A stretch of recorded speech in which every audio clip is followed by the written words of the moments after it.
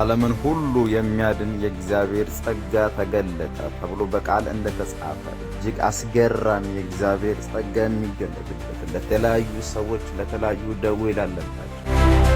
በተለያየ ሁኔታቸው ነገራቸውና የተለያየ ዓላማቸው እቅዳቸው በጠላት እጅ ተይዞ ላለ በተለያየ ችግር ውስጥ ለማቀቁ ላሉት ለሕመምተኞች ለተለያየ ችግር ላለባቸው ሰዎች እግዚአብሔር መፍትሄ አድርጎት እግዚአብሔር በዘመናችን ቀብቶ ያነሳው ነብይ ዘማች በሚዛን